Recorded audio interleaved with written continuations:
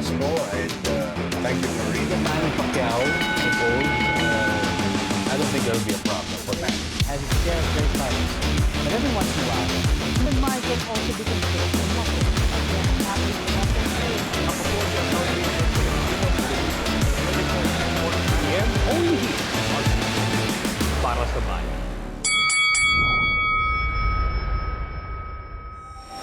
And that's the opening bell for Round by Round, presented by Eastern Communications. Mabuhay Pilipinas! Welcome world! I'm Missy Casiano. And I am Dennis Principe. Ryan Songalia will join us later on in the show. Manny Pacquiao arrived last Monday, a week after his welterweight title bout against Dennis Ugas. Many are monitoring his next move. However, Pacquiao has yet to give a definite answer when it comes to his future, both inside the ring and in the political arena. In an interview on ANC Head Start, he was quoted saying, "Hindi po, itong tatlo ang pinagpipilian ko. Either tumakbo sa highest position or magbalik sa Senado or mag-give up na sa politika."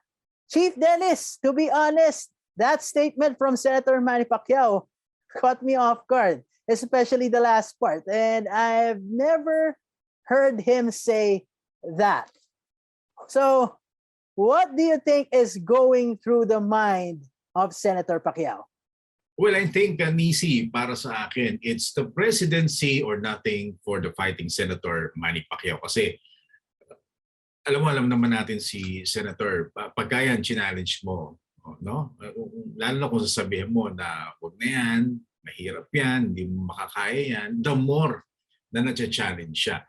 And yun nga, no, yung kanyang statement, no, na sinasabi na it's either he will gun for the presidency or magre-retire na lang siya or altogether sa politics or tutuloy niya yung kanyang career as a boxer. I think the likelihood would be he will aim for the presidency and he will still continue to fight. And I expect him to fight at least one more time before February 8th. In our previous episode, napag-usapan nga natin bakit February 8th, because that day is the start of the campaign period, ano, para sa mga mag-a-aspire ng national level pagdating sa darating na elections, ano, presidency, vice presidency, at yung mga senators, ano. And yun nga, no, para hindi na magkaroon ng issue about premature campaigning, I think meron pang enough time, meron pang maganda pa yung window ni Senator to fight once more, no. And kung tutusin, parang napabor pa nga, no, na natalo siya against Ugas, no, because now I'm sure doon sa mga gusto makita siyang lumaban, meron ng clamor for him to eye a rematch and avenge yung kanyang latest defeat. And of course, yung sinasabi na hindi naman dapat ganun ang maging ending ng career ni Manny Pacquiao. Even yung mga naniniwala, no, na dapat mag-retire na siya, I'm sure nagkakaroon ng pwede pa ma-convince yung mga yan, no, na yun nga, lumaban pa at huwag hayaan na isang talo yung magiging last fight, no, ni Manny Pacquiao. Now, as for the presidency, ako ang nakita ko yung kanyang latest interview, no. Yun nga, sinasabi niya, I think it's playing politics. There's nothing wrong with it, no. Typical of a politician, ano. Kumbaga, yung kanyang mga cards tinatago niya, no, pero naglalaro na siya, no, ng politics, hindi niya muna i-reveal lahat. But I think yung isang malaking hint dito kung bakit siya papasok sa or why siya mag-aim ng presidency is yung kanyang nakaplano na, no, na 22-point program or tinatawag niya 22 rounds. Hindi lang 12 rounds, 22 rounds, ano? Hindi niya naman pag-iisipan yun and then sasabihin niya na, no, di ako tutuloy, wala akong plano, no? The fact na meron siyang 22-point program or ang sabi nga niya 22 rounds, I think that is a great indication na it's a cinch that he will gun for the presidency And ako naman sa nakikita ko, personally, he will fight one more time at least before February 8, the start of the national campaign, no, sa darating na eleksyon. Well, to a certain extent, Chief, I have to agree with you. At this point, maaaring nag-iingat niya si Manny Pacquiao sa kung ano ang lalabas sa bibig niya, lalo na halos buong mundo ay nakaantabay sa kung ano ang pwede niyang gawin or ang susunod niyang gagawin or ang susunod niyang hakbang.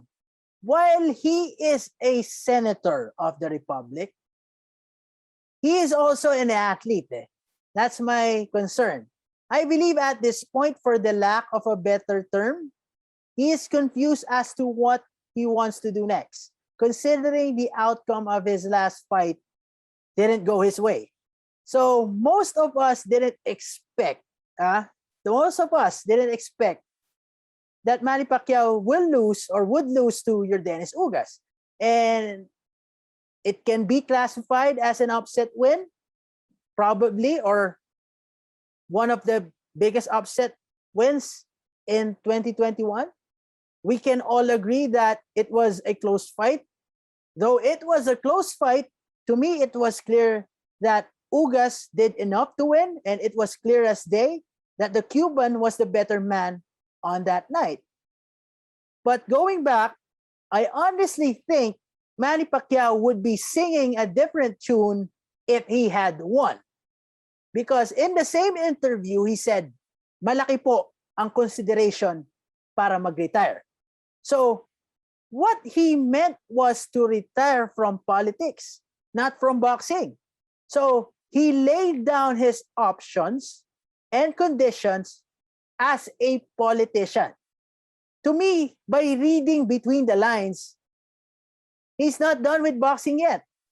So, and it also gives the impression that the loss to Ugas lit a fire in him. We've talked about this a couple of times on the show that Manny Pacquiao deserves a graceful exit from the sport. And in retrospect, there were Easter eggs that the August 21 bout in Las Vegas against Yordenis Ugas was intended to be his last fight.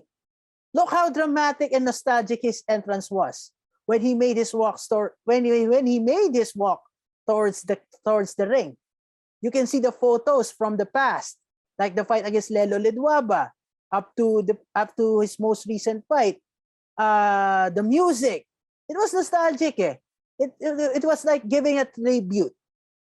But let's go back. But the caveat here is it was not against Errol Spence Jr. Errol Spence Jr., like it was not Errol Spence Jr.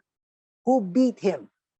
At least he could say, if it was Errol Spence Jr., he could say that he lost to the best welterweight boxer in the world today. But that's not the case. So Manny Pacquiao said that he will decide before October. Let's see. So aabangan natin ang susunod na kabanata.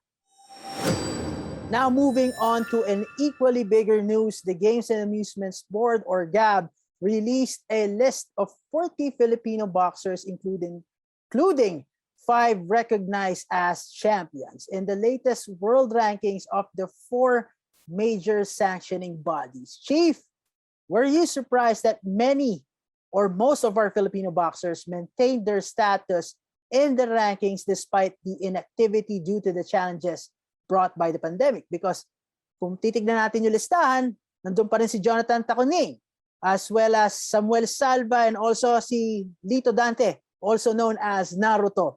Nandun pa rin sa listahan na yun. Well, sa akin naman, Nisi, di nakagulat-gulat. No?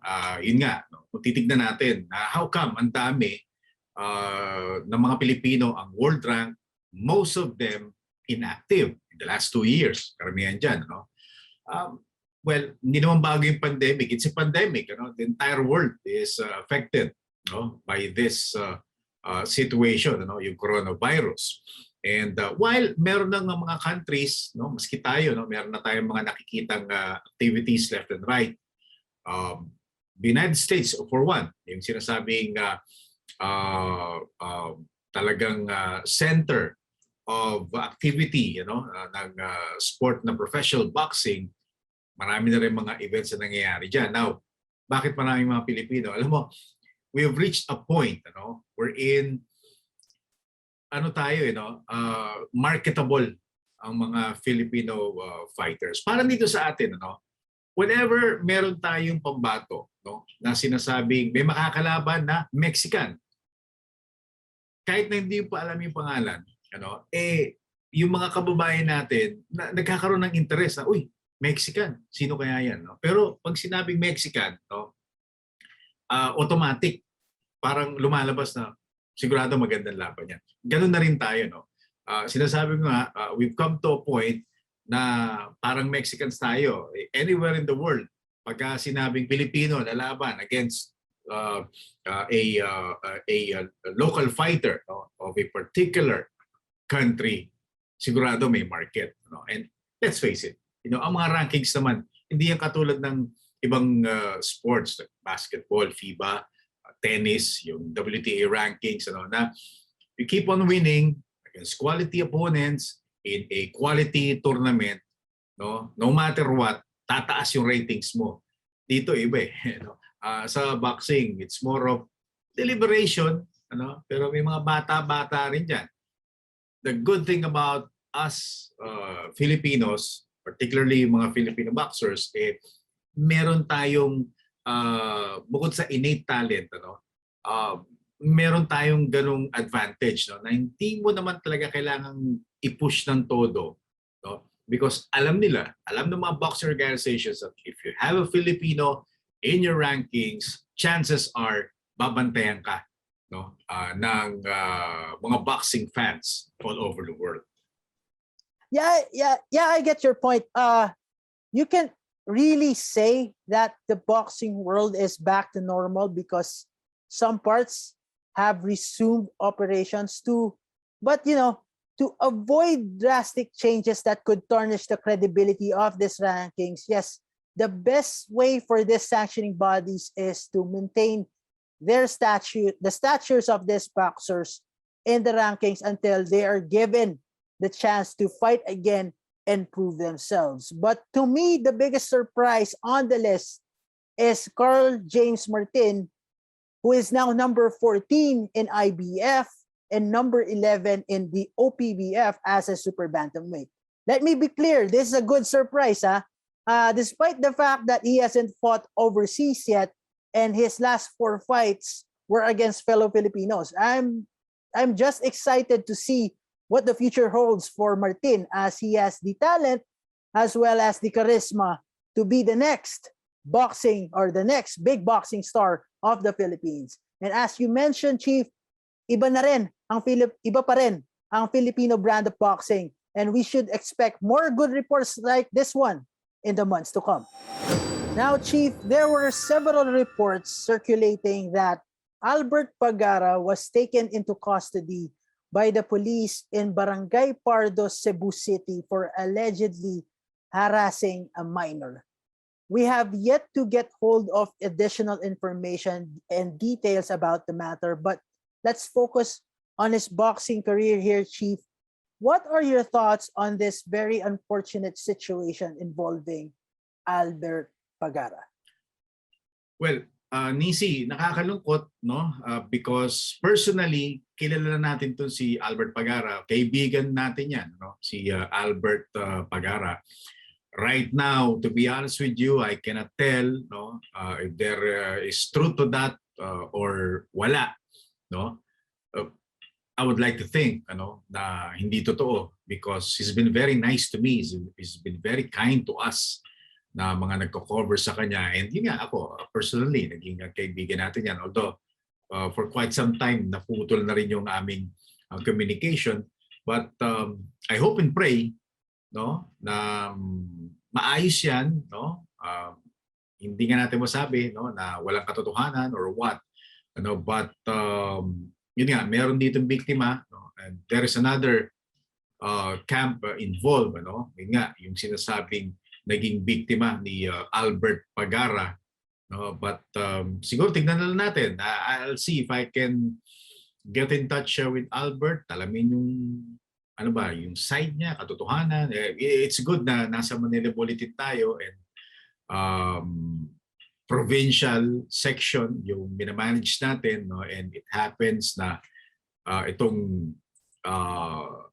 event na ito, no? Or pangyayaring ito, kung magkasakop ko, no? So I need to get both sides, you know? But as far as his boxing career is concerned, depende. No? We've seen a lot of fighters na hindi lang basta na-accuse of wrongdoings, ano? Nakulong pa, no? 3, 5, even 10 years. Ano? Sino makakalimot kay Bernard Hopkins na actually nagsimula yung kanyang boxing career sa loob ng ng kulungan, no? Doon niya talaga na-hone, yung kanyang skill. Si Amnat Rueng, ganoon din, naging champion sa loob ng kulungan, and then paglabas naging world boxing champion. Rolando Navarrete, after being dethroned, nakulong sa Hawaii for a couple of years, lumabas, nagkaroon ng konting success paglabas sa kanyang comeback, although hindi umabot sa punto na nanalo ng world championship, but posible pa naman na hindi naman masasabi na with this situation kay Albert Pagara tapos na yung kanyang boxing career. It cannot be said, dahil kung titignan natin, yun nga, marami na mga naging ganyan na sitwasyon in the past, na after being incarcerated, nakabalik at naging maganda pa yung kanilang career. Tignan natin, hopefully ganoon ang mangyari sa kanya. Hopefully huwag na makulong, but we'll see. Kung alam mo, kung nagkasala, wala tayong magagawa. Diba? Kailangan pagbayaran, but tignan natin, we'll probably try to reach out to Albert and kumustahin lang naman kung ano na yung kanyang kalagayan. Now it's time for our Eastern Communications Fearless Fighter of the Day. Next weekend is going to be very busy for Philippine boxing because aside from Jason Mama, who's going to face Sonny Edwards for the IBF Flyweight Championship in London, England, another Filipino will try to hoist the Filipino flag aloft in Dubai on September 12. KJ Natuplag of Lagawi, Ifugao will take on Argel Berrio of Colombia in an 8-round featherweight contest. Natuplag, who holds an 8-3 record with 7 knockouts, seeks to arrest his 3-fight losing skid by winning against Berrio, who is in contrast is riding high on a 3-fight winning streak and owns a record of 18 wins and 8 losses with 8 knockouts. And that's our Eastern Communications Fearless Fighter of the Day.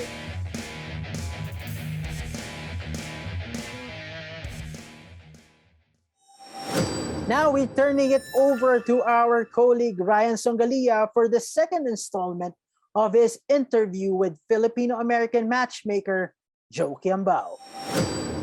When you were a fighter yourself, you shared the ring with some world champions. We're talking about Evan Calderon. I believe you said Eric Morel was someone you had fought also. I never boxed Ivan Calderon, but I did box. I did fight Eric Morel, former Olympian and world champion, contender, I believe, Peter Fresina in Florida. When we were all little kids, and actually when I fought Morel in the National Golden Gloves, I was in the first round. I lost the decision. He went all the way to the final. I wasn't really too impressed. Then when I see they told me he went all the way to the finals. And I'm like, really? Wow. Like, who did he lose to? And he goes, that Mayweather kid at 106 pounds. Yeah, I think I don't know what happened to him, but I heard he did pretty good for himself. Oh, it's good. Glad, I gotta Google him later. He has a nice name. He has a nice name. So, I used to follow his uncle in when I was a kid. So I figured that he could fight a little bit. The Black Mamba. Oh, okay. Yeah. No, I'm gonna look him up later on. We always think about like how Filipinos now, like they're a big thing now, in boxing.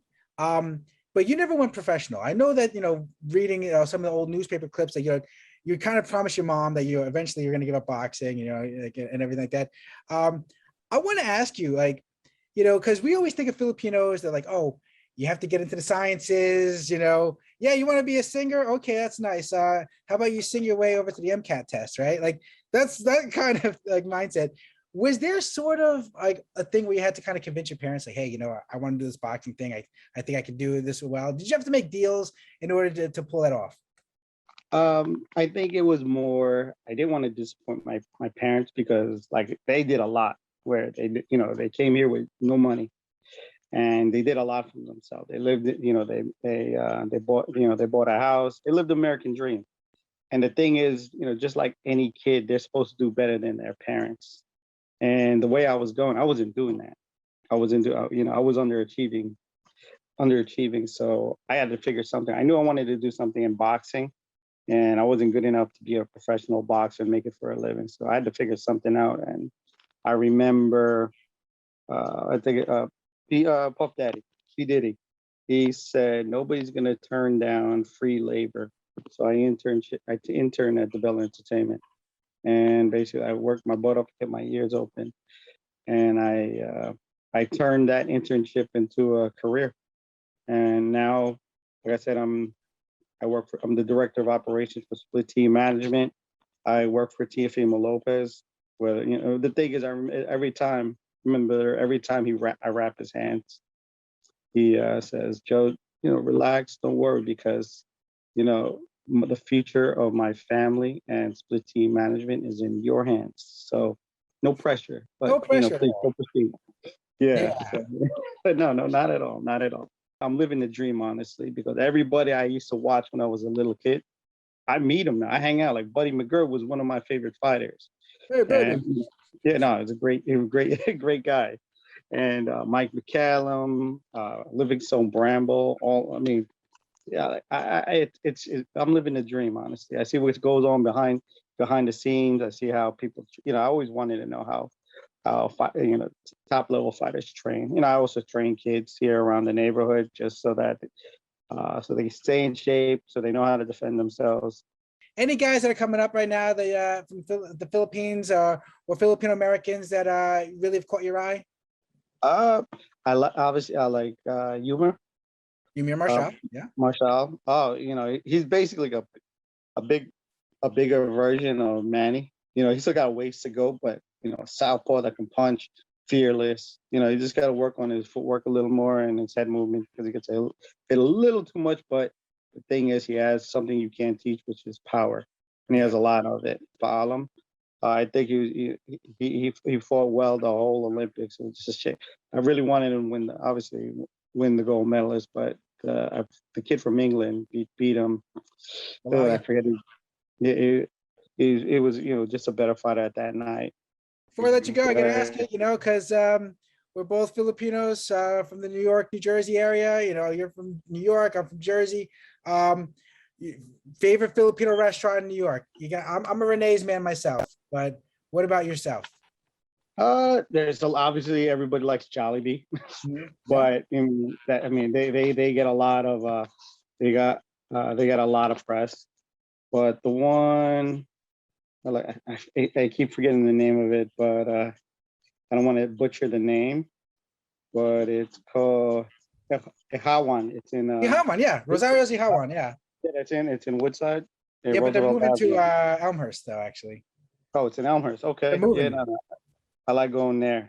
It's one of the spots I like to go to. And there's a lot of other stuff in Queens. That's a classic. My wife, she can cook, and she's Filipina, and she can cook from adobo to kare-kare, everything. So. And she's the Teofimo Lopez of nursing. There you go. Oh yeah. Well, yeah. My wife's a nurse. She won the Daisy Award, which is given to, as you could say, like one of the prestigious awards in nursing, and she won it this year. And it was something that was, obviously, when I talk to other people, other doctors and nurses, they're like, your wife she's special. You better take care of her. Better, right? Yeah, no, exactly.